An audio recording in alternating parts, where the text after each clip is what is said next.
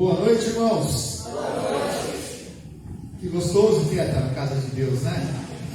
Eu gosto demais de falar isso, porque é um lugar onde eu me sinto à vontade. É um lugar onde a gente vem, a gente pode reencontrar os nossos irmãos, a gente pode adorar a Deus. E tem dias ainda que a gente sai daqui com a barriga cheia, né? Tem dia que a gente sai ainda comendo comida, né? Olha que maravilha, né? Se crente gosta de comer, né? Hoje é dia de comer, né? Hoje, depois do culto aqui, né? Todos estão convidados para nós subirmos lá. Sobrou um pouco do café da manhã, né? E quem não veio aí vai ter essa graça comum sobre a sua vida, tá? Né? Ali foi a graça especial, foi de manhã. Agora vai ser a comum aí, a gente vai pegar a sobra, né? Mas quem não veio de manhã aí perdeu a primazia, né? As primeiras coisas, né? As primícias, né? Então perderam aí, mas foi muito gostoso. Hoje o culto de manhã foi um culto diferente, né? E nós estávamos aqui 6 horas da manhã, a igreja tinha mais gente do que agora à noite, e foi um momento muito gostoso, né? Onde nós refletimos sobre a palavra de Deus, onde nós podemos adorar a Deus, né? Sabendo que esse Deus é um Deus que de fato está vivo, é um Deus que vive como nós acabamos de cantar aqui. E hoje é motivo de festa, não motivo de tristeza, não é verdade? Porque Jesus Cristo, ele não está morto. Jesus Cristo não está pendurado numa cruz. Jesus Cristo não está dentro de um sepulcro, né? Os ossos de Jesus não podem ser encontrados, porque Jesus Cristo ressuscitou.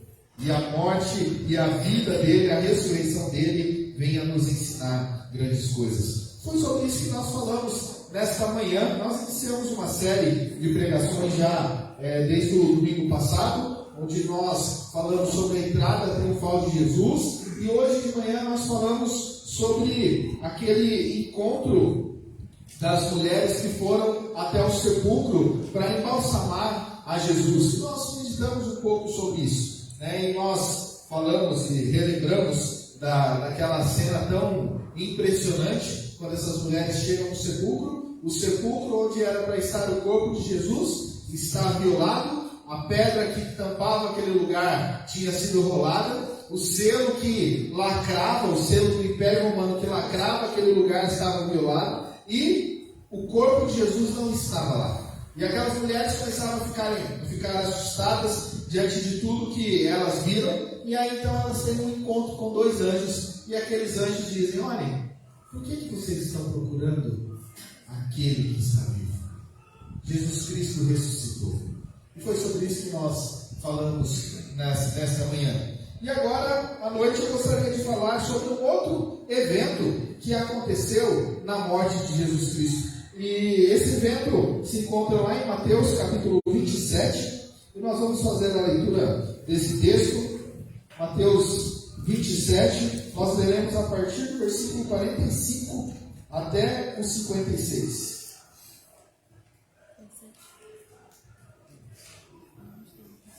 Mateus 27, 45 ao 56.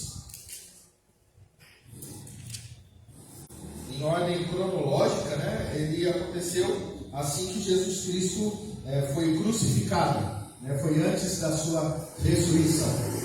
E então esse texto narra a morte de Jesus. Diz assim: desde a hora sexta até a hora nona houve trevas sobre toda a terra. Por volta da hora nona clamou Jesus em alta voz, dizendo: Eli, Eli, lama sabachthani, que quer dizer: Deus meu, por que me desamparaste?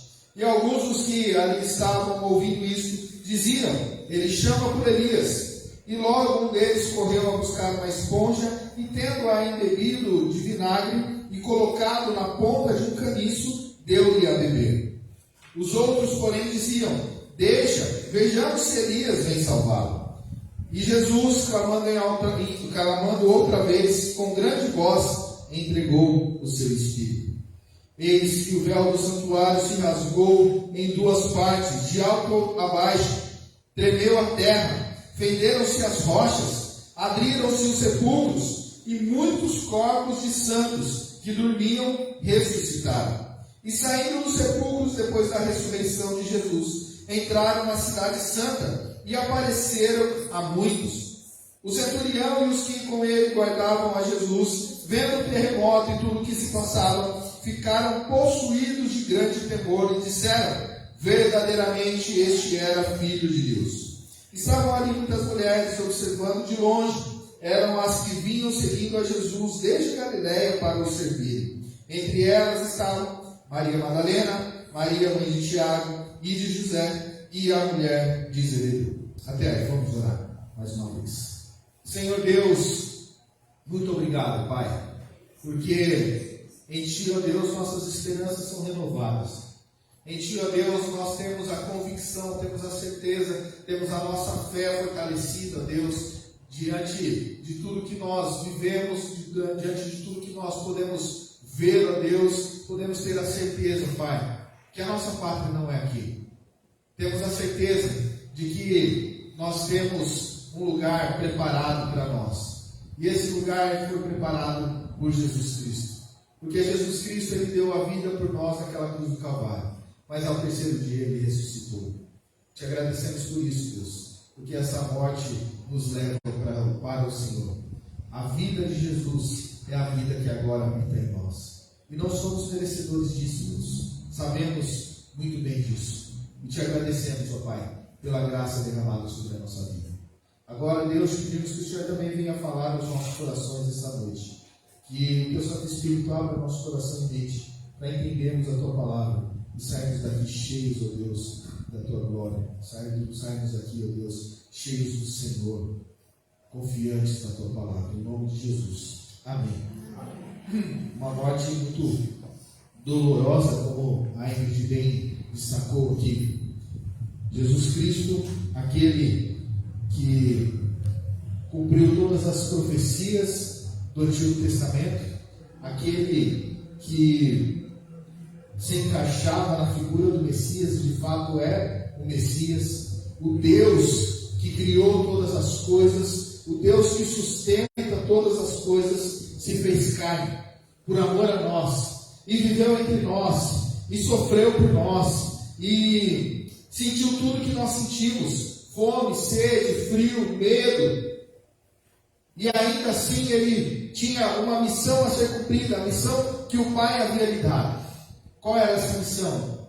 A de morrer na cruz do Calvário, para poder salvar aqueles que o Pai havia escolhido. E Jesus Cristo então faz isso. Jesus Cristo entra em Jerusalém pela última vez, sabendo de tudo o que iria acontecer, sabendo de toda essa dor que Ele iria sentir, de todo o escárnio que Ele viveria ali. Mas pior de tudo isso, além de tudo isso, Ele experimentaria algo terrível: o cálice da ira do Senhor. O que é o cálice da ira do Senhor? Ele sentiu a solidão do Pai. Algo que eu e você ainda não podemos sentir. E só sentirá aquele que não professar a Jesus Cristo como Senhor e Salvador. A solidão que Jesus Cristo sentiu ali na cruz do Calvário é a mesma solidão que todas as pessoas que não professarem Jesus Cristo como Senhor e Salvador sofrerão no inferno. Portanto, a mensagem para nós, a mensagem da cruz, eu peço que coloque o slide, por favor. A mensagem da cruz para nós é essa: Jesus Cristo está vivo. Jesus Cristo se fez homem por nós. Jesus Cristo viveu entre nós. Jesus Cristo morreu por nós, para que a gente pudesse se tornar filho de Deus. Quando Jesus Cristo diz aqui no texto onde nós vimos, versículo 46, Eli, Eli, lama sabachthani, quer dizer: Deus meu, por que me desamparaste? Neste exato momento, o Filho, o Deus vivo, toma todos os nossos pecados nos seus ombros. E ali naquele momento, com todos os pecados nos seus ombros, o próprio Deus o deixa em solidão.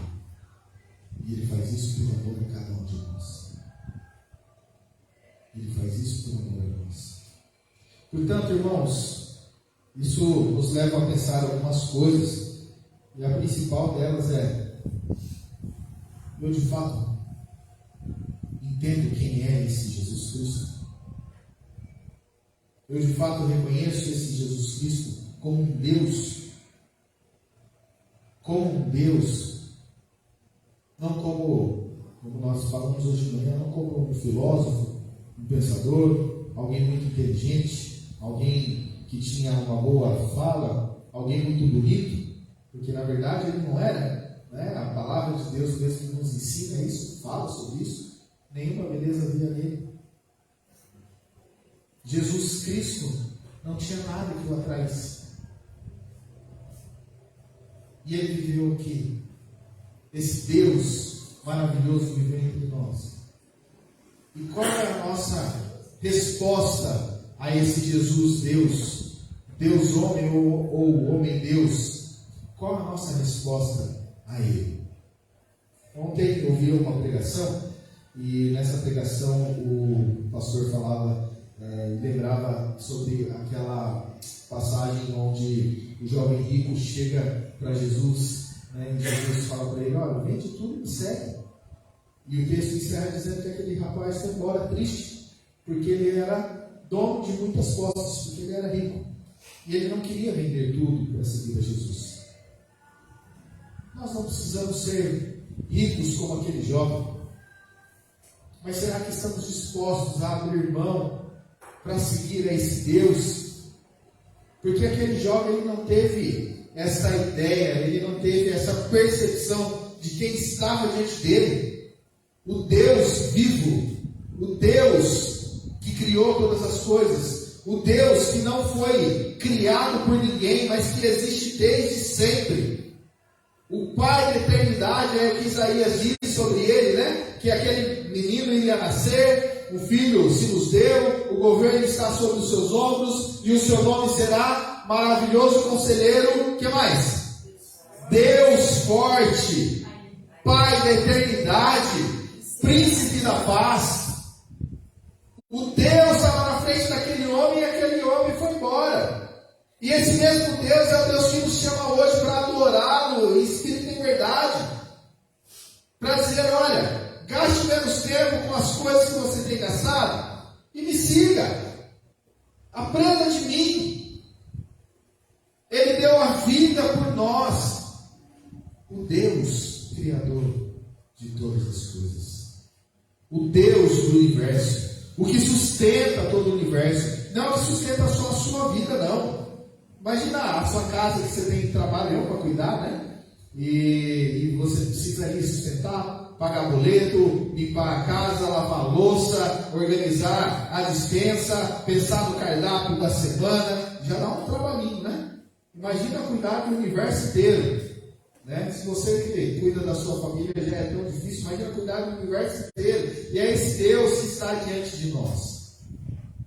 Esse Deus nos ama demais.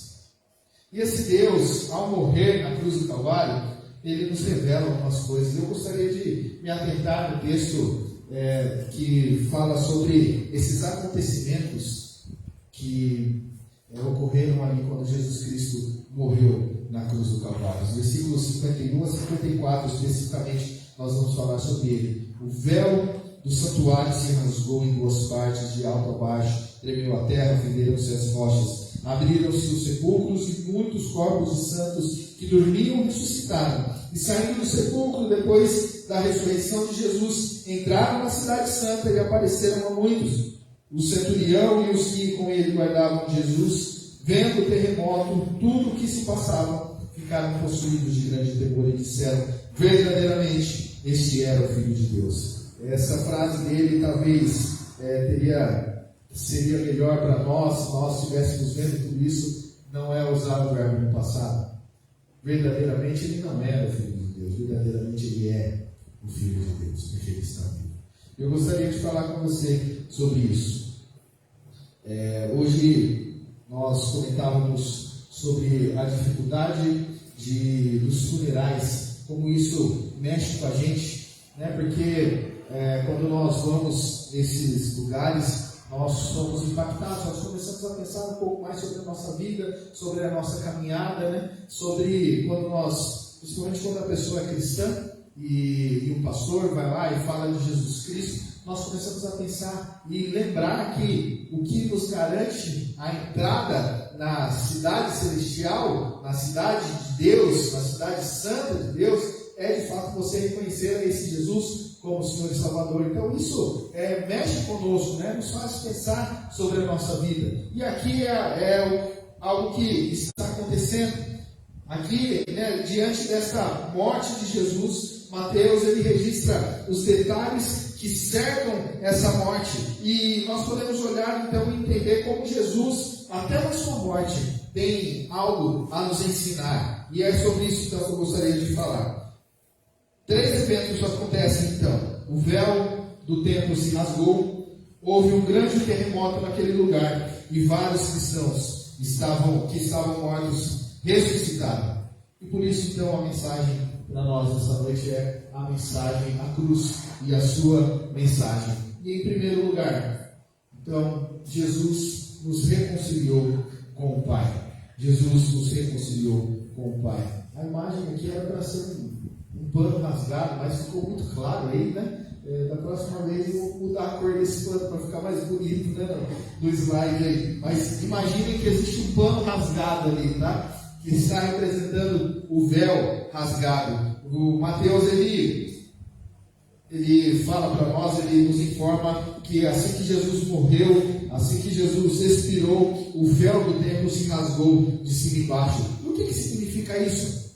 Que sentido tem essa informação para nós? De saber que um pano dentro do templo se rasgou, né? Quantas coisas se estragam dentro de um templo, não é verdade?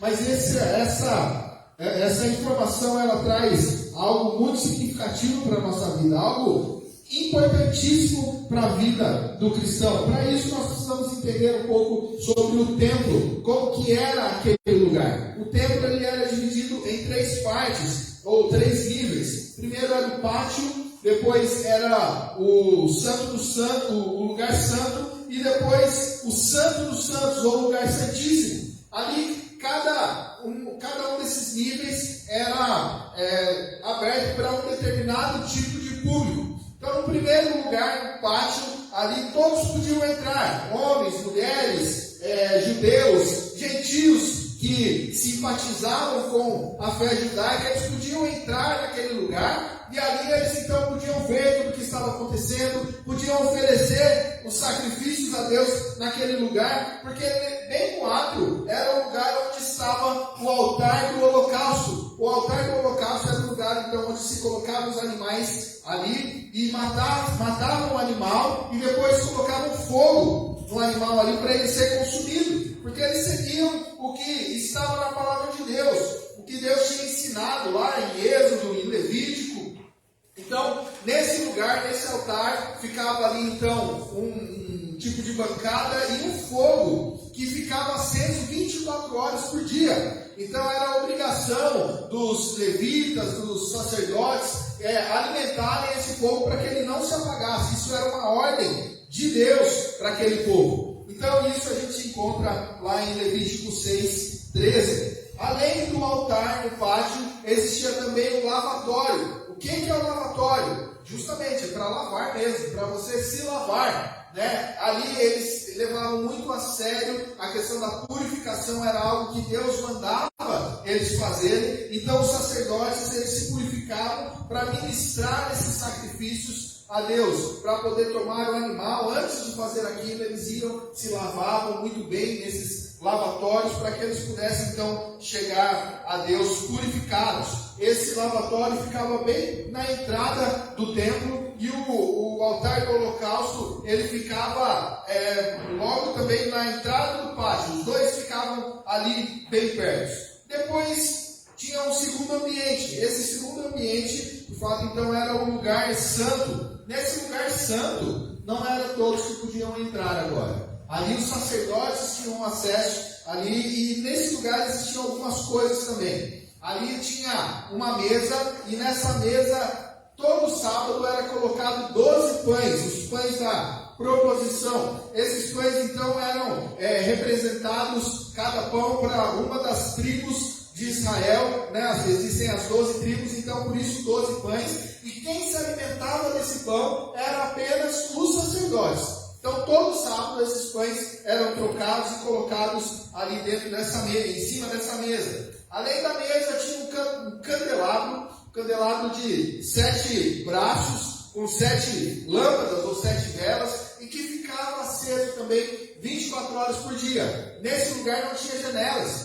Então ali era um lugar escuro, e a iluminação que vinha era desse candelabro. Então ele era necessário que ele ficasse aceso 24 horas, não podia se apagar. Além dele, tinha o altar do incenso. O que era o altar do incenso? Era o lugar onde eles acendiam o incenso, e esse incenso era também queimado por 24 horas ali, sendo trocado por todas as pessoas que cuidavam de toda a ordem do templo ali. Então ele era queimado o tempo todo e seguindo, de fato, ordenança do Senhor. Essas ordenanças nós encontramos sempre no livro de Êxodo e Levítico também, nós temos todas essas informações. E agora existe o terceiro nível, que é o Santo dos Santos. A gente lembra até da música, do Santo dos Santos, a fumaça me esconde, só os teus olhos me veem, E esse lugar era um lugar onde quase ninguém podia entrar. Só o sumo sacerdote podia entrar nesse lugar. E quando ele entrava ali, e isso acontecia uma vez por ano, ele tinha todo um ritual para passar para aquele lugar. Primeiro, existia uma cortina muito densa, muito forte ali que separava o lugar santo desse Santo dos Santos. E então ele, para entrar naquele lugar, ele amarrava uma corda em sua cintura, ele andava com um sino preso na sua roupa, para que as pessoas que estivessem do outro lado dessa cortina pudessem ouvir os passos do sacerdote entrando naquele lugar. Dentro desse lugar santíssimo, do Santo dos Santos, estava a Arca da Aliança. E o que a Arca da Aliança representa? A Arca da Aliança representa a presença de Deus com eles. Ela era uma caixa coberta de ouro, com 2 querubins também feitos de ouro, e ali então eles chegavam e o sumo sacerdote ele podia oferecer a Deus ali as suas orações, era o único que podia entrar de fato na presença de Deus. Essa cortina que separava o lugar santo do Santo dos Santos, de fato, é o véu que se rasgou de cima a baixo. Faz sentido para você? Faz sentido o que significa então esse véu ou essa cortina se rasgar de cima a baixo? Se antes o único que podia se aproximar da presença de Deus era o sumo sacerdote, agora com essa cortina sendo rasgada de cima e baixo, todos nós que cremos em Jesus Cristo podemos nos achegar a Ele. Podemos experimentar a presença desse Deus vivo. Essa cortina não era um véu fininho, era uma cortina grossa, uma cortina que era trocada de ano em ano, e ela era feita apenas por uma pessoa, e essa pessoa levava 1 ano para construir, para se costurar essa cortina, para que ela fosse trocada todo ano ali naquele lugar. Esse véu sendo rasgado agora nos possibilita chegar a Deus. Aquela barreira que separava o homem de Deus agora é derrubada. Hebreus 10, 19 a 23 diz o seguinte: tendo, pois, irmãos, intrepidez para entrar no Santo dos Santos, pelo sangue de Jesus, pelo novo e vivo caminho que Ele nos consagrou pelo véu, isto é, pela sua carne, e tendo grande sacerdote sobre a casa de Deus, aproximemo-nos com sincero coração, em plena certeza de fé, tendo o coração purificado de má consciência e lavado o corpo com água pura. O que ele está querendo dizer aqui? Que agora nós podemos nos achegar a Deus como sumo sacerdote. Eu li um livro, estou lendo um livro, na verdade, se chama Deus te fez de propósito. E indico ele aí para você fazer a leitura do Douglas Gonçalves. Talvez você já tenha visto o canal dele no YouTube, se chama Jesuscope. E esse livro tem tem me chamado a atenção para algumas coisas. E uma das coisas que ele lembra para nós é o seguinte: Deus, ele escolhe um povo, ele elege um povo.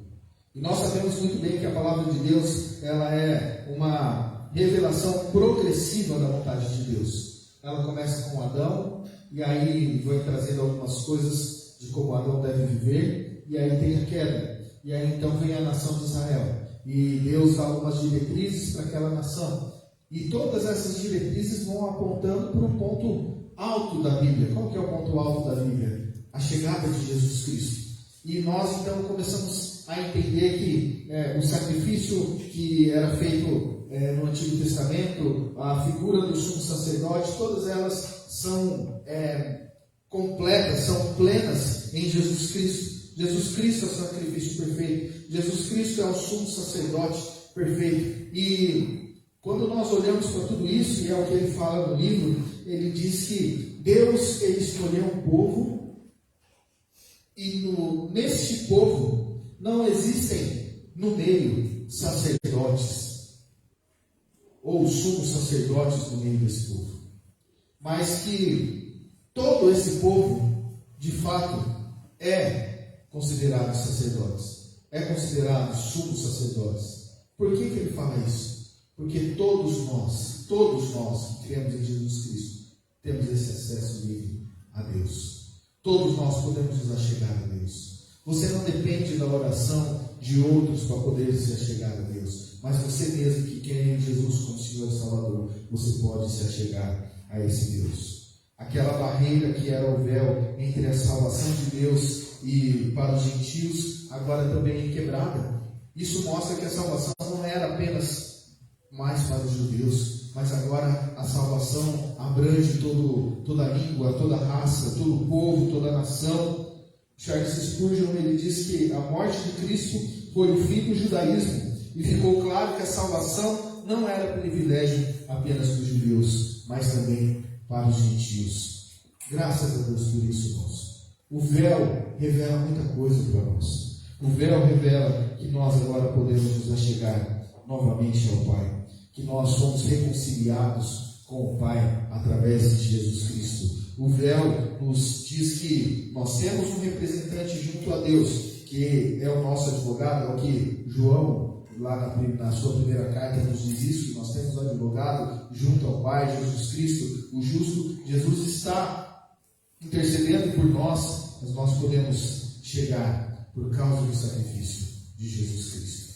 O véu expressa isso para nós. Hebreus 4,16 fala: acheguemos-nos, portanto, confiadamente junto ao trono da graça, a fim de recebermos misericórdia e acharmos graça para socorro em ocasião oportuna. Está passando por problemas, por dificuldades, por lutas? Busca Deus. Você tem esse livre acesso. Você tem esse livre acesso, porque Jesus Cristo conquistou esse livre acesso por nós na cruz do Calvário. Mas em segundo lugar, outro evento que aconteceu foi que a criação se manifesta na morte de Jesus. Toda a criação se manifesta na morte de Jesus. Diz, versículo 51, a segunda parte, fala que tremeu a terra, fenderam-se as rochas. Mateus registra um segundo fenômeno que aconteceu na morte de Jesus. Toda a criação se manifesta como resposta aos gemidos como resposta aos gemidos e clamores que são resultados da queda do homem. Romanos 8:22 fala isso para nós, porque sabemos que toda a criação a um só tempo geme e suporta angústias até agora. Por que a criação geme e suporta angústias até agora? Porque ela foi criada por Deus, e Deus criou o homem e o colocou como gerente de toda a criação. Era o trabalho de Adão cuidar de toda essa criação. E quando o homem cai, quando o homem peca, tudo que ele se relacionava, tudo que ele cuidava também é amaldiçoado. Olha o que diz em Gênesis 3, 17 e 18. E Adão disse: visto que atendeste a voz de tua mulher, e comeste da árvore que eu te ordenara, não comesses, maldita é a terra por tua causa. Em fadigas obterás dela o sustento durante os dias de tua vida. Ela produzirá também cardos e abrolhos, e tu comerás a erva do campo.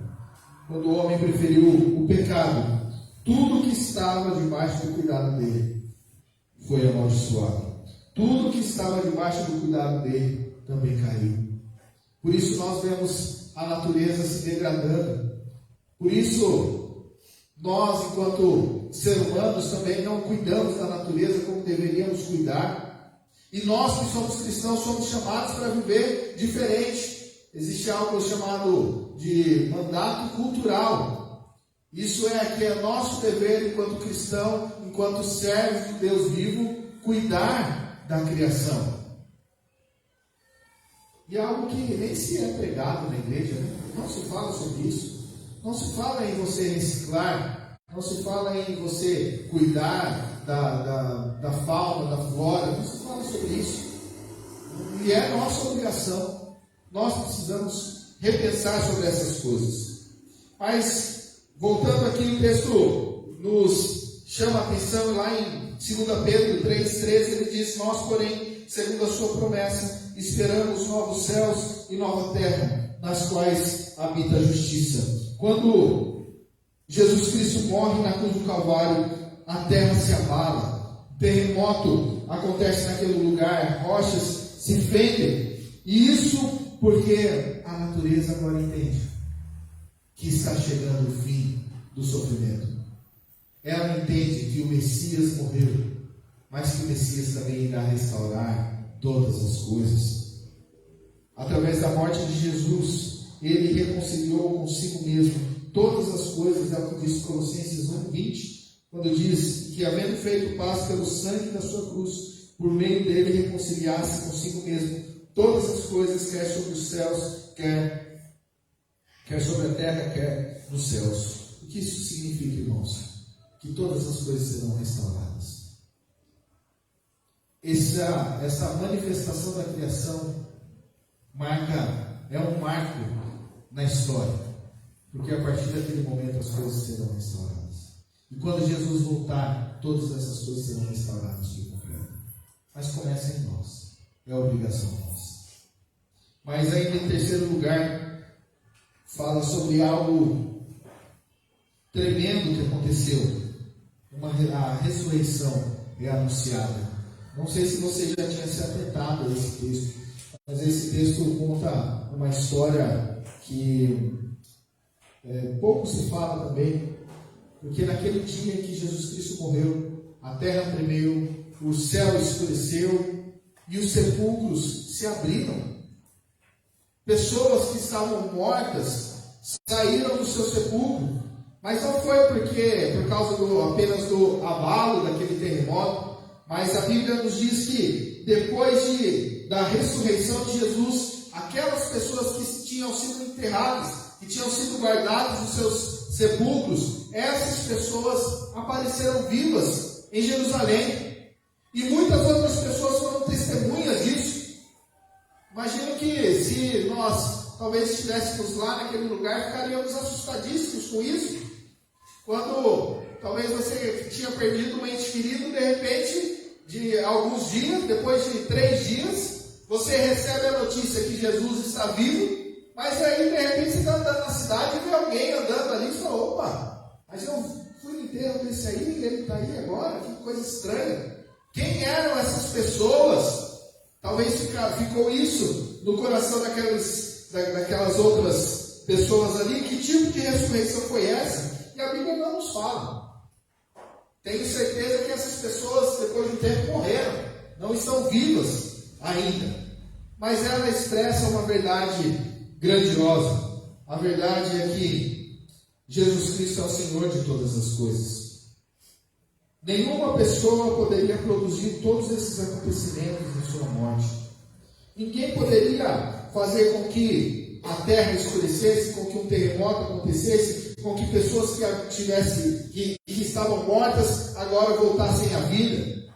Então toda essa ideia de um Jesus que na verdade não morreu naquela cruz, mas que ele apenas desmaiou, se levantou, casou com Maria Madalena e foi morar na Índia. Vocês já ouviram essa história? existe uma história e muitas pessoas seguem essa ideia, né, que Jesus fez isso.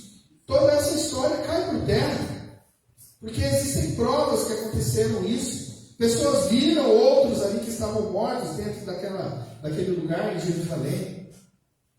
Ninguém que não fosse divino poderia fazer essas coisas. Jesus Cristo é o Senhor. Mas outra verdade que essas coisas expressam é que Ele venceu a morte. Mesmo que Jesus ainda não tivesse ressuscitado, Ele mostra para todos que a morte está debaixo dos seus pés, que a morte está sob domínio. Ele já havia provado isso quando ressuscitou Lázaro. Já havia provado isso quando ressuscitou a filha de Jairo. E agora, mais uma vez, Ele prova que a morte está debaixo do seu controle, está debaixo da sua ordem. Ele venceu a morte. Mas ainda ela expressa que a ressurreição é certa. A promessa da ressurreição feita para todos os eleitos não é uma promessa vazia, é algo verdadeiro. Jesus Cristo prometeu que Ele iria ao Pai preparar morada, mas que Ele voltaria. Quando Ele voltasse, Ele ia restaurar todas as coisas. Então a ressurreição é certa. A ressurreição é certa para aqueles que creem em Jesus Cristo, e nós vamos gozar da vida eterna. E a ressurreição também é certa para aqueles que não creem em Jesus Cristo. Mas o fim dessas pessoas é a solidão eterna, é o inferno. O inferno é verdadeiro. As pessoas que acham que o inferno é aqui, eles não sabem o que estão dizendo. O inferno é muito pior do que qualquer sofrimento que nós podemos ter nesse mundo. O inferno é real. Mas Jesus Cristo é real também. E só o povo vai ressuscitar para a vida eterna. Diante desses fatos, irmãos, diante dessas coisas que aconteceram, nós podemos ter dois sentimentos. Talvez o sentimento daqueles que creem em Jesus Cristo como Senhor e Salvador vão pensar: que maravilha ver que Deus se preocupou em deixar esses sinais para comunicar e nos encher de esperança de uma vida nova. Saber que a nossa caminhada aqui é passageira, saber que as lutas um dia acabarão, saber que ao fechar os meus olhos aqui, eu vou abrir os olhos com o Pai Eterno, eu vou estar com Jesus Cristo face a face, porque como diz lá em Colossenses 1, Ele é a imagem do Deus invisível. Nós o veremos face a face. Jesus Cristo em carne e osso, e nós seremos, depois que Ele voltar, transformados, e isso vai nos encher de alegria. Não haverá mais dor, tristeza, pecado, lágrima, não vai haver mais nada disso, porque Jesus vai restaurar todas essas coisas. Mas talvez possa ficar um outro sentimento, se você ainda não se entregou a Jesus Cristo. Diante desses fatos, a pergunta que deve ficar então é: eu tenho me identificado com o Evangelho? Como eu tenho me relacionado com esse Deus através do acesso que Ele conquistou na cruz do Calvário, através dele ter rasgado esse véu de cima e baixo, através das promessas que Ele fez, através da demonstração do poder dele no mundo? Qual é a minha resposta? Eu sou uma dessas pessoas que ressuscitarão e viverei eternamente com Deus? Ou eu vou padecer no inferno?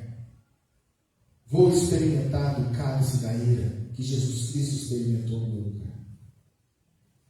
A pergunta para nós hoje nos leva a uma decisão.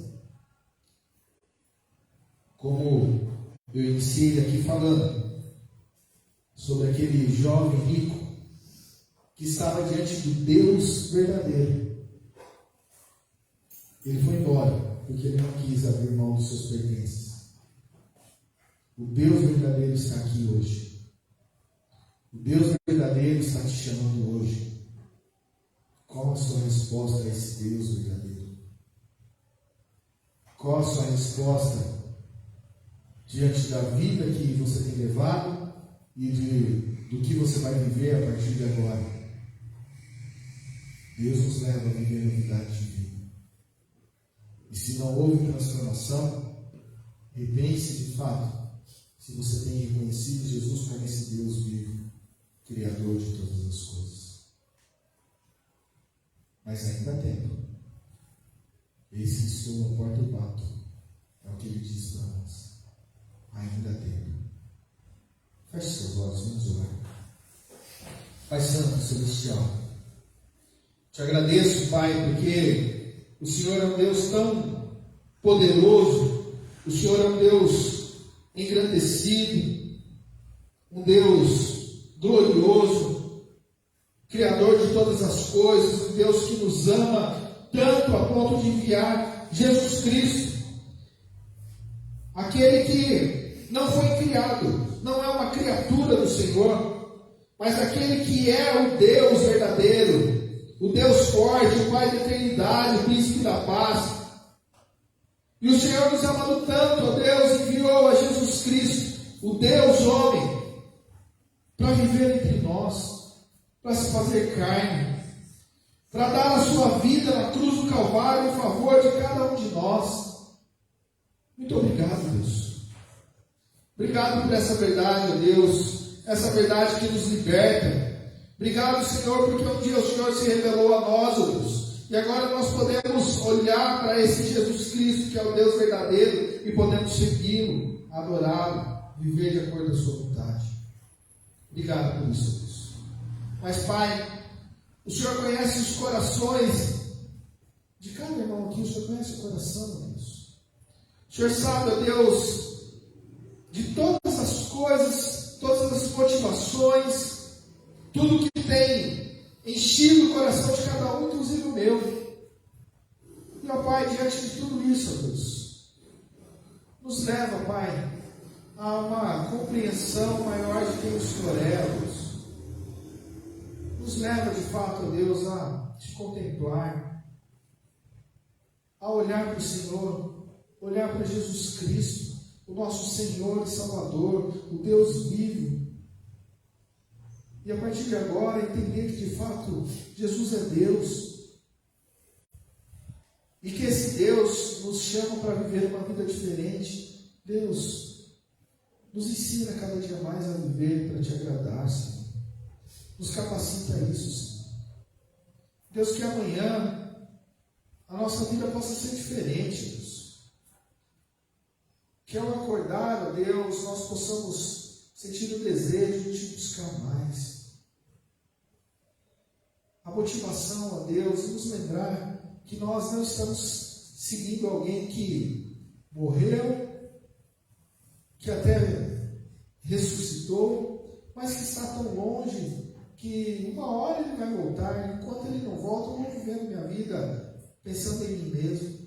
Mas que, de fato, a nossa compreensão, ó Deus, seja a verdadeira compreensão que é o que está na tua palavra, que o Senhor Jesus está conosco a todo momento, que nós devemos adorá-lo a todo momento, que nós devemos se relacionar com Jesus a todo momento, que nós possamos viver, que nós devemos viver uma vida diferente a todo momento, deixar de lado o pecado em nossas vidas e, de fato, viver para te adorar. Oh Deus, nos leva a essa compreensão. Toca nos nossos corações, Deus. Cremos que é o teu Santo Espírito que se revela a nós, nos capacita a entender a profundidade do Senhor, da tua palavra, a profundidade do Evangelho. Eu te peço, Deus, que através do teu Santo Espírito, Deus, todos nós aqui, os que estão acompanhando na internet agora ou que não ver ainda, Deus, todas essas pessoas possam ser impactadas pelo poder do Senhor, pelos seus olhos abertos, para enxergar as verdades do teu reino, para enxergar o que de fato importa, que é adorar o Deus vivo e verdadeiro. Nos leva a essa compreensão, nos leva a essa verdadeira adoração. Possamos te adorar em espírito e em verdade. De verdade. Muito obrigado, Deus, porque em Ti nossas esperanças são renovadas, porque em Ti há perdão, porque no Senhor há novidade de vida. Nos leva a experimentar tudo isso. Em nome de Jesus, nós te pedimos e agradecemos. Amém. Amém.